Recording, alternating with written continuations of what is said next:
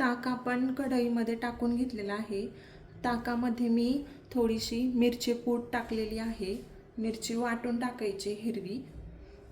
त्यानंतर आपण त्याच्यामध्ये बेसन पीठ टाकणार आहोत.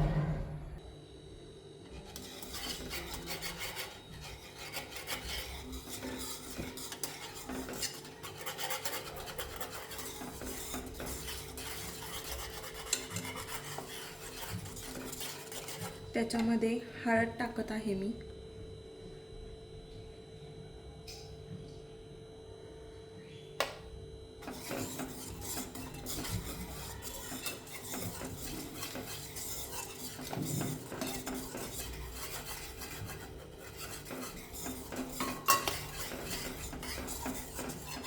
खांडवी सहसा कोणाला जमत नाही.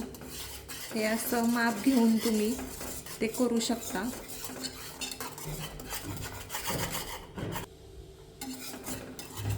हे मिश्रण तुम्ही मध्यम आचेवरच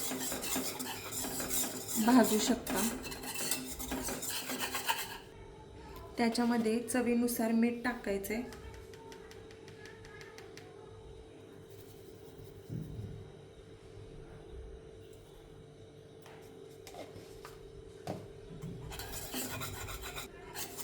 ते पूर्ण एकजीव करून घ्यायचं आहे.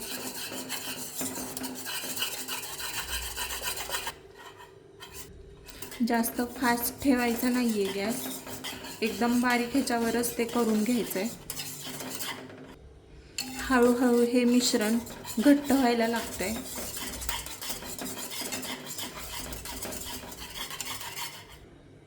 हे मिश्रण असं घट्ट व्हायला पाहिजे.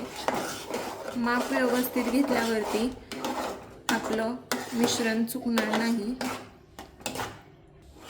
जरी मुलांना खायचं करायचं म्हणलं तरी त्याच्यामध्ये हिरवी मिरची टाकू नका.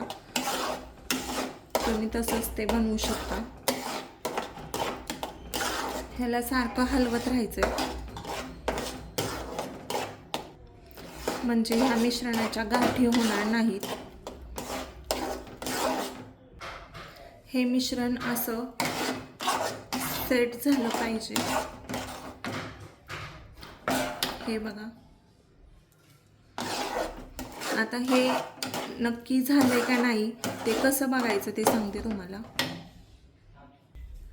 तुम्ही असं हे मिश्रण ह्याच्यावर डिशवरती तयार झाल्यावरती हे असं ह्याच्यावरती टाकून घेऊ शकता. आणि त्यानंतरनं हे असं रोलिंग झालं की समजायचं की आपलं पीठ ते शिजलेलं आहे. आता आपण ते काढूयात. तुमच्याकडं अशी 2 मोठी ताटं असतील तर ती घ्यायची आहेत. अशी 2 मोठी ताटं घेऊन त्यावरती हे मिश्रण टाकायचं आहे. त्या अगोदर आपल्याला दोन्ही ताटांना तेल लावून घ्यायचं आहे. ताटांना तेल लावून घ्यायचं आहे. तेल लावून घेतलेलं आहे मी. आता हे मिश्रण त्याच्यावरती टाकायचं आहे आणि ते पसरवायचं आहे. जर तुमचं मिश्रण परत थंड झालं असेल तर त्याच्यात परत थोडंसं पाणी टाकून ते पुन्हा हलवून घ्यायचं आहे. आता ह्या ज्या मी खांडवी ह्याच्यावरती पसरून घेतलेल्या आहेत त्या आता थंड झालेल्या आहेत आणि त्या आपण कट करून घेऊयात.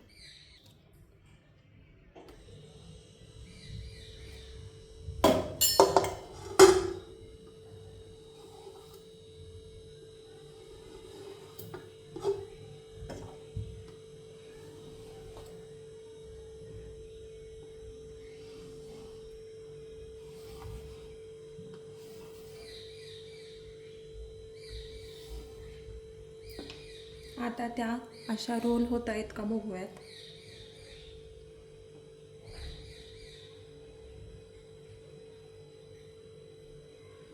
हे अशा रोल झालेल्या आहेत. त्याला आपण एका प्लेटमध्ये ठेवूयात.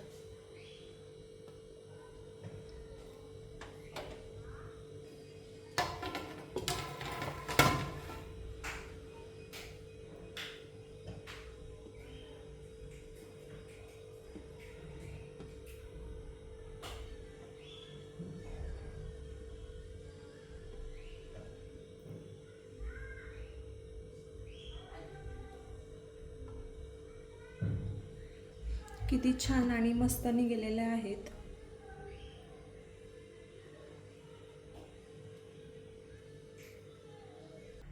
जर तुम्हाला जाड नको असतील तर तुम्ही थोडंसं पीठ पातळ करून ते बनवू शकता.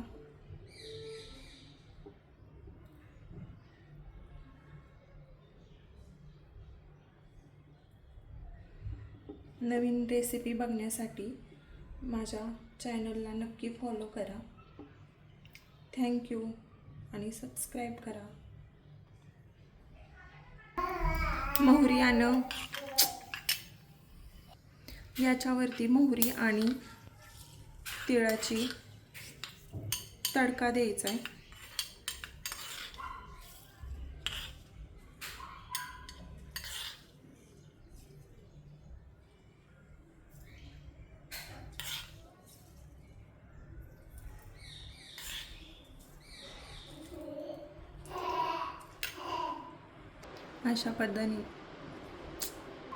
अशा पद्धतीने आपली खांडवी रेडी आहे.